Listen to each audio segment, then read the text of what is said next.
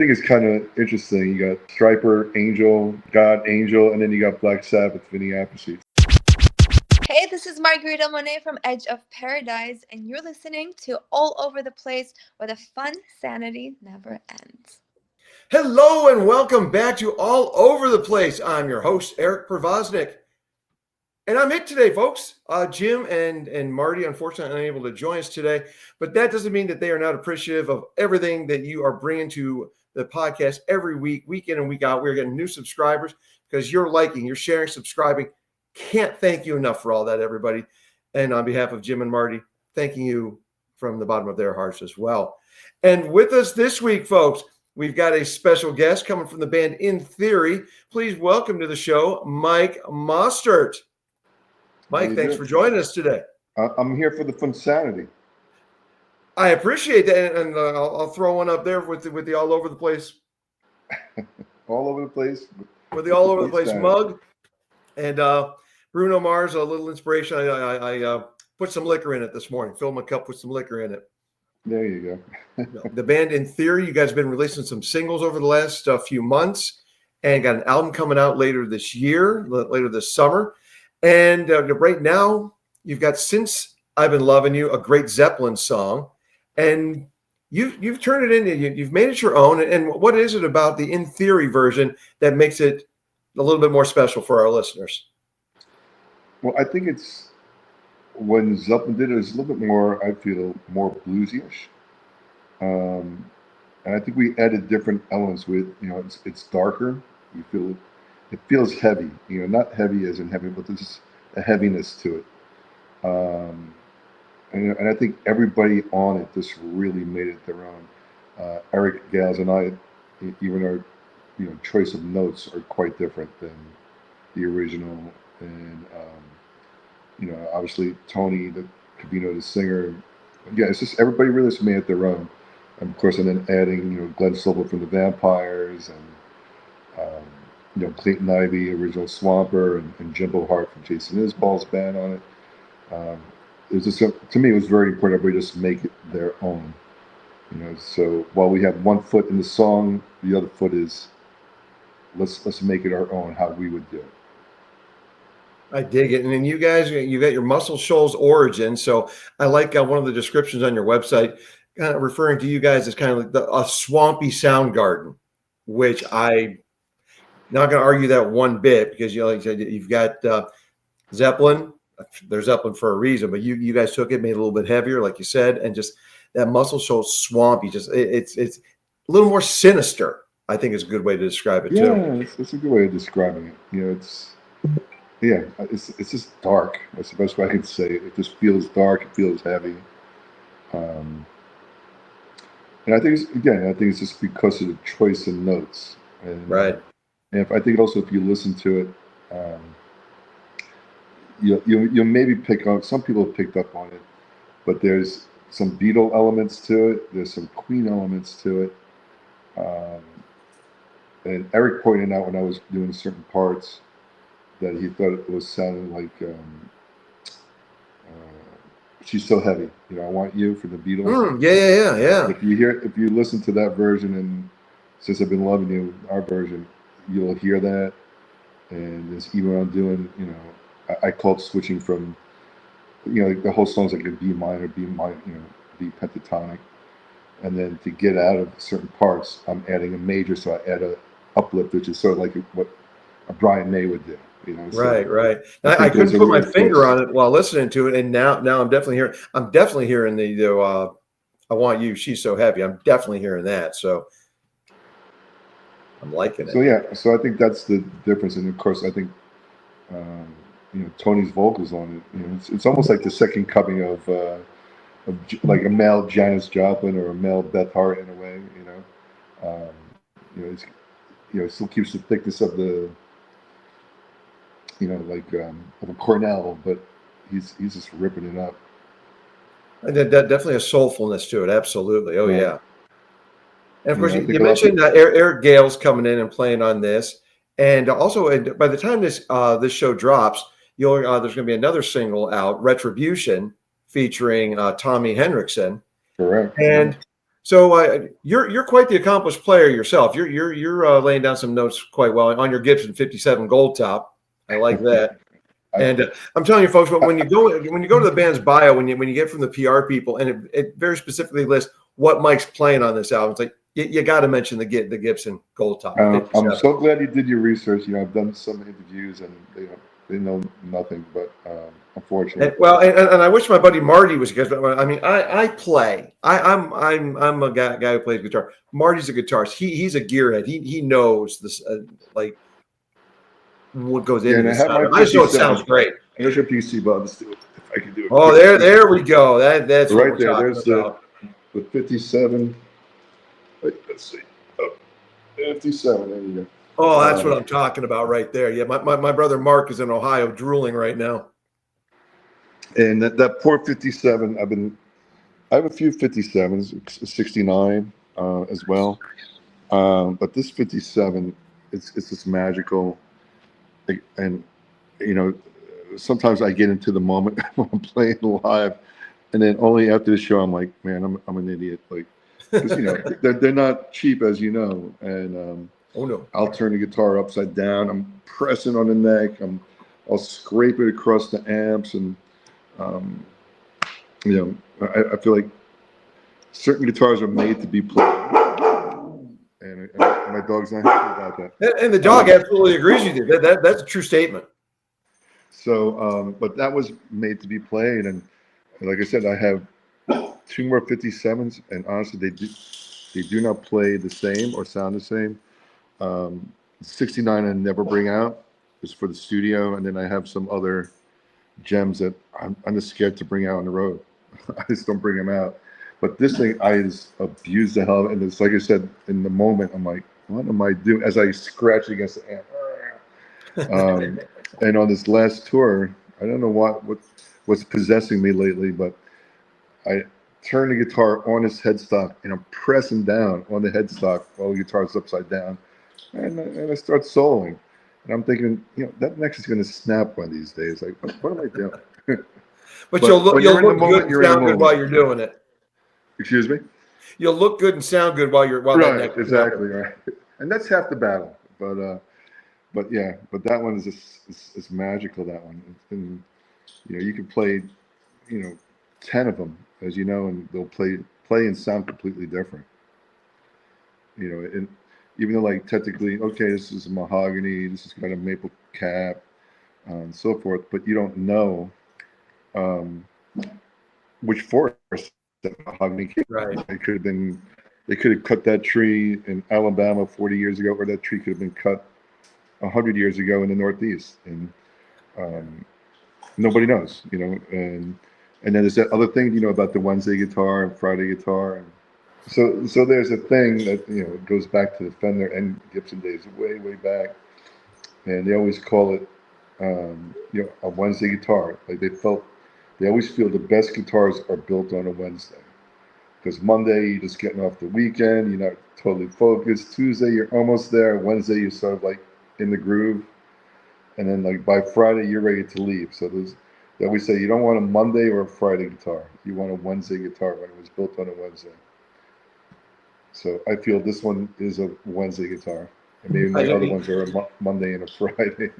Well, I like that you mentioned that magical word groove, because an instrument, whether it's guitar or whatever, it's got to have groove. So I'm liking that Wednesday guitar. No Monday or Friday. Got to have a Wednesday guitar. That's right. Yeah, they're coming in with the hangover, or they're just ready to party, and they may not have the eye to detail on those days on the guitars. Hangover? I don't know what you're talking about right now. little day drinking today, folks. A little day drinking. So now I never heard anybody. And Tommy Henderson. You're quite the player, but so what's it like for you when you're coming up with the songs, and how do you determine what guy you want to bring in to augment you, whether it's Eric Gales or Tommy Henriksen? Ooh, that's a good question. I mean, every case has been so different. Eric is just part of my bucket list, so that was a whole story where, I just knew that the collaboration would work. I didn't know to the extent it would work. And it was definitely. I think we pushed each other pretty hard on it, but it came out great. Tommy was a different thing. Tommy was a reconnecting of friends. I've known Tommy since we were teenagers. We went to music college together. Throughout the years, we've written together, and then didn't see him for quite a long time, and we were connected by somebody dear to Tommy and myself, and um, it was a great reuniting of friends, and within the first hour or so of talking, we knew that we had to work on something. So let's do something, and I had already written instrumental on something, and hearing Tommy's stuff, I go, yep, that would be perfect to work with Tommy. And that's really how that happened with him, as far as having him on that particular song. And you mentioned you're out on the road, and you've been doing some dates with Angel, and Sure. we've got more with them later on this summer. You're also going out with the Texas Hippie Coalition, which I think is an amazing combination. Just like you're slinky, you guys are heavy, you're swampy, and they've also got that groove, but you're sinister, they're nasty. So I wish I could be able to make it to one of those shows. So how'd you get paired up with both Angel and Texas Hippie Coalition? Well, Angel was through it was both through our internal booker. His name is Pat Calamari, and Angel was, again, like there's so many 2 degrees, 3 degrees of separations of people, and with Angel, you have to say I was the biggest Angel fan growing up. In fact, my brother used to call me Punky when I was 11 years old. He was 14. Um, you know, the thing with that was, he was also a bass player, and the first 3 records I ever got on Earth, Angel on Earth is Heaven, Aerosmith Rocks, Kiss Alive. But my brother called me Punky, and then unfortunately my brother died in a car accident at 30, and Angel fell apart as well, but we called Punky. It's a funny thing, and finally when we've done 6 different legs with Angel, and last year was our first one, and the first set of shows was announced on my brother's birthday. So I thought it was kind of, he was looking down probably with a big smile that Punky's getting to play with Punky. And, so I told Punky about the story, and, we've become friends since. And him and I are talking about, we're trying to work on a schedule. It's on his bucket list to play down in Muscle Shoals. And he's really a blues guy deep down. So we're making jokes, but you know how jokes go. I mean, will probably become a reality, but we're calling it like the 2 Punkies, and he doesn't call me by my real name, he calls me Mozart. So he says, look, Punky Meadows and Punky Mozart, let's do a blues thing. And, so we'll see how that goes, but we've been talking about it for the last 6 months, but I know he's working on his new record, we're working on a new record, so, and we're both touring, and unfortunately, we're touring together, so so we don't really get to collaborate when you're on the road like that. Well, I'm going to be seeing Texas Hippie Coalition. They've recently announced a date out here. I'm in Phoenix, so okay. I got to look on your schedule, and maybe if there's a way to convince you to come out and do a little double bill with them in Phoenix, maybe when they're here. I believe it's in June or July. So that'd be cool. Yeah, I'm always trying to make magical pairings happen here on All Over the Place, folks. So I'll check with the Chipster team. Maybe throw a couple bones your way. Get you out here. It's going to be a heavy show. Like you said, there's both of us. Like you said, we're sinister. They're nasty. They're a little bit heavier than like an Angel, but I think the crowd will love it. So. It all comes back to groove, and you guys both got that in spades. I'm loving the sound on that one, and you've been releasing a lot of singles. Like last year, there was at the start of the year, like 3-4 singles, and this year, you've got the Since I've Been Loving You, and again, by the time you're seeing this, folks, Retribution will be dropping. I believe that's on May 16th, correct? That's correct. Yep, yeah, a couple of days from when we're taping today. And you've got the familiar and the fresh. Whether you of course you're rooted in the blues and everything. What's it like for you as a songwriter and a creator of music in this world of streaming, where singles is more or less, I don't want to call it the norm, but it's just part of the new process. Albums aren't what they are. So, but you've got the album coming out. So how is it for you as a songwriter and someone putting together an album as a musician? Is there something different to the creative process, or describe the creative process where it's just a single mentality versus compiling something for an album mentality? For me, there really is no difference as far as the creative process. And on the business end, of course, it's way different, right? So, but I'm always creating, and I always say I'm addicted to creativity, or just creating. And actually, I do. And I'm not really kidding about it. But when I'm not getting to be creative, it's kind of depressing for me. I just love to create and live in the studio. That's my other home. But as far as putting a record together and writing, I feel like it's no different than it's always been for me. It's just the way the business is and how you have to, promote and market is different than in the past. But we have several albums done. So um, but this time we just chose, okay, we're gonna do two anchor singles, and then we're gonna do the full record, which we're doing on June 13th, by the way. Okay. Friday the 13th. It's like scary, Friday the 13th. But yeah, but to answer your question, is for me, it's no different. I just I just write and Unless you're making a concept album, again, it just hit me. It harkens back to the days when before albums became album experiences. There's just collections of singles that you would put out. So I mean, I guess that's what it's morphing back into. right now, as far as like I said, on the creative end, or when I'm putting the album together and saying, okay, these are going to be my 8 songs or 10 songs. Now that's a whole other, I call it neuroses that I have, or ADD, or whatever you want to call it. So when let's say I finalize 9, 10 songs, I would literally just get in my car, because obviously in your car, it always sounds, my car sounds amazing. I've been using it as my barometer for my mixes, for my mastering. And I'll just have the songs in different sequences and just hear how it sounds, because I still want the listener to have that journey. Like when we listen to records as kids, I mean, if you put, I mean, it could be any record from, doesn't matter, from the era, 70s, 80s. One song out of sequence, it feels like a different record. And for me, it's really important to take the listener on a journey.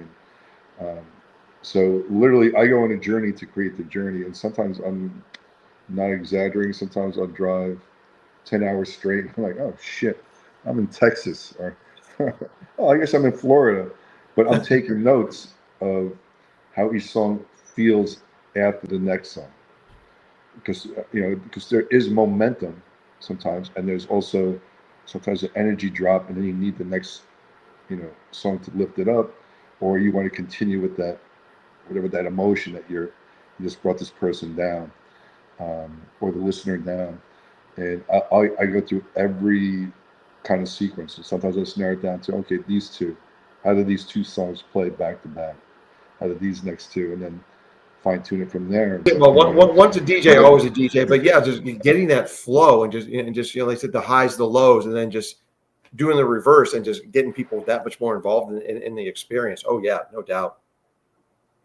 Yeah, and then the other thing that I do is I start my stereo on the volume at 7, then at 8, then at 9, and then for me, always the sweet spot, which is really loud, which my neighbors hate, is volume 34, and it is so loud. But for me, it's perfect balance of bass, treble. But I go from 7 to 34, and then I bring it back 33, 32, and I just go. And then, because again, it's the same type of thing. Frequencies will play differently at volume 10 than they would at volume 20, than they would at volume 30. So I'm listening for those things too. And I'm like, how would say, and I know that affects when you listen to the earbuds as well, so yeah, it's all those things. So I think creating the album is still, there's the creative thing of writing the songs, and producing the songs, but there's also the creative end of creating a sequence of songs.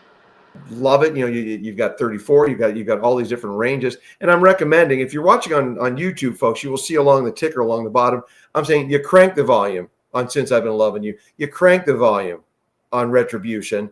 Experience of just the volume hitting you. What's it been like for you taking a song like Since I've Been Loving You and adding that into the set list? And what's the response been like from the crowd? I think we're surprising people. That's the best way of saying it. I feel like we're still a new band in many aspects, and I'm not sure what the crowd's expecting. But what I've noticed consistently every show we've done, I think three legs this year so far, maybe a fourth. But by the second song, you see everybody starts crowding in front. So I think it's been a pleasant surprise to see us live, or unexpected surprise, and which also leads me to believe people want that. People have been craving that style of music, and I feel like we're like a modern Zeppelin. I feel like probably like when you're how people feel when they saw Zeppelin for the first time. I think that's the feedback and experience I'm getting from the audience. And one of the coolest things is after we play, like I said, I'm very cognizant of watching the crowd. When they come talk to us after the show, and to see how excited they are, just just to talk to us about the set, and if we talk about the 57, talk about the 57 or the music, but they are so excited by it. So, so to answer your question, yeah, this response has been overwhelmingly amazing. Throwing covers into the mix, always a way to involve the crowd. It's a song that they know. And so, what's the response been like with Zeppelin? I mean, such a heavy hitting band. What's the response been like specifically with that funny. One? We haven't added that one to our live set yet, because it's so long, right? So it's a 7.5 minute song. But a cover that we did add that people just go crazy for is we do Mississippi Queen, and that people just go nuts over Mississippi Queen. We make it very dramatic, just like how we would do Since I've Been Loving You, and we do our interpretation of it, and people just go absolutely crazy. So they hear that first riff. That's all you. I feel like that's where you can drop the mic. Okay, but like I said, but we do our interpretation, and the crowd just goes nuts. And the funny thing is, we're going to have to do that on one of our albums sooner than later, because after we play and people go to buy our previous EPs, they're always asking, what album is that song on that we did? And we just never did it yet. So, but that will probably be 2 songs out. We'll do that. So we're in a pretty rigorous recording schedule right now. We want to make sure obviously the album. Our Retribution comes out this Friday. The album comes out Friday the 13th, and we already started. I call it New Banger. I brought Glenn Sobel in on drums. I'll probably have Tommy involved with it as well, and that will be the single after that, and then probably the single after that would be the Mississippi Queen, as we're pushing the album. So nice, yeah. Well, I look forward to hearing it either on an album or until I get to see you live. So, and once again, Phoenix, please come see us here in the desert or nearby. I'll drive to Tucson. I'll drive to Vegas, maybe. But I'd love to hear you turn up Leslie West, man. That would be killer. Yeah, and I got to see Leslie. When Leslie was really Leslie, if you know what I mean. Oh yeah, we understand that. Yeah. It was at a club in Long Island called My Father's Place. And I remember I was in the first few rows, and I was it's one of the loudest concerts I ever heard in my life. Because I think he just put his amps on 10. That was it. And I think he had several Marshall stacks as they did back in the day. And, well, I remember I felt it was so loud I felt the pain in my chest. It wasn't ear fatigue. It was, I mean, you could feel the pressure just hitting you in the chest. So. Well, one of my favorite shows was back in '86, seeing Judas Priest. I was on KK's side, that wall of Marshalls, and my ears were ringing. I kid you not, for 6 weeks afterward. What was that with the? Was it Maiden and Priest? Oh, that was actually we had Crocus opening. That was the Turbo tour. Okay. An unfairly maligned album, but my God, that was just. I mean, it's Priest. You can't go wrong with Priest. No, I'm a huge Priest fan, and that was my first tour when I saw them. Was I don't even know who the headliner was, but it was Priest and Maiden together. That was probably '82 because it was on the Screaming for Vengeance. I think they were trading back and forth. And it was Number of the Beast at the same time. Yep. So that was an amazing show to see, as you can imagine. Got to see them together. Wow. And I saw them at Madison Square Garden. Oh, even better. MSG. Yep. Well, folks, you definitely want to check out where In Theory is going to be. You want to go to In Theory Original. That's they're at In Theory Original or intheoryoriginal.com. Check out where they're going to be in your area. And Mike, before we let you go, I wanted to ask you, you're one of our. I'm so glad that Deco Entertainment, the affiliation that we've got with a lot of the artists that Chip and Ray with Raby PR bring on with Chipster and Raby. What's it like for you being part of that Deco Entertainment family? Because I know I've heard nothing but good about them. So I wanted to hear what your experiences have been like with Deco. So far, I mean, it's a new relationship, but it's been great. Charlie from Deco is. I like it that I can pick up a phone and I can text, and it's really, we can collaborate on what we need to do. We're just not a number, So even though they have 100 some odd acts on their roster, they always make everybody feel, or at least they make me feel like a priority all the time. And then you add Chip on top of that, and Chip's just friggin' awesome as well. Very always positive. He's smart as hell and always positive. And so it's been cool working with the combination of both of us. And then on top of that, so I'm also a business guy as well. So I think all the three of our heads getting together as musicians and as business guys, it's like a perfect pairing. Or not pairing, I guess it would be a pairing of three. Is that correct? But I think you know what I mean. Sure. A pairing of a threesome. How about that? That's a whole different show, Mike. We don't want to get into that right now. I'll bring it back for that show. Right.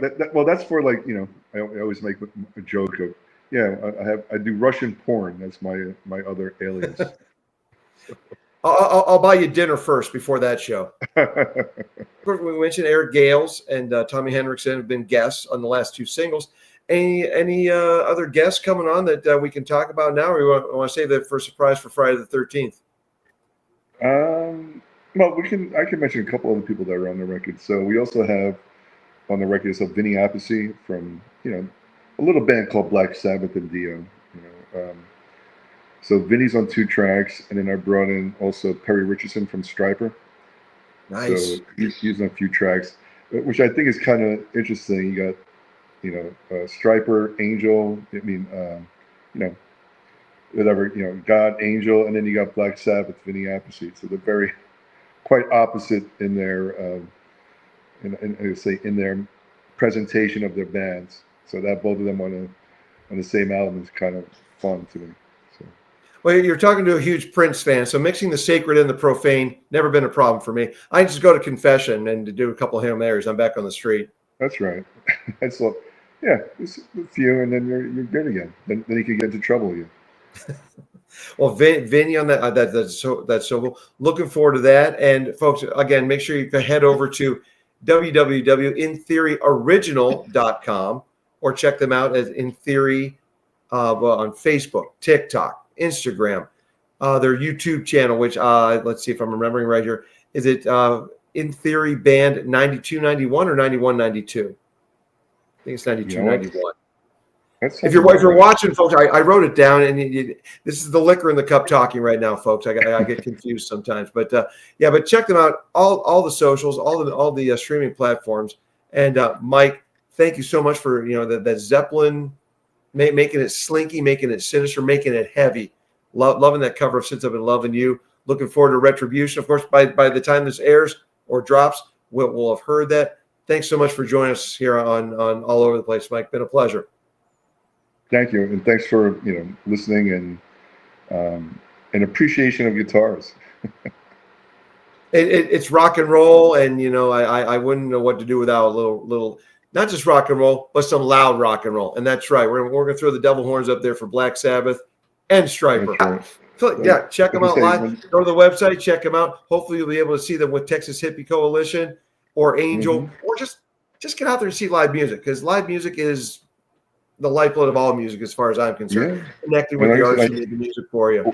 We'll see. When are we playing with them? We're playing them next week. So the 22nd, we're playing here in Huntsville, Alabama, and then we're up to Knoxville, and the next show with the Texas Hippie Coalition. So those should be some fun shows to do. Yeah. Well, throw one up there for Muscle Shoals. And as always, folks, thanks for listening All Over the Place. We'll be back real soon.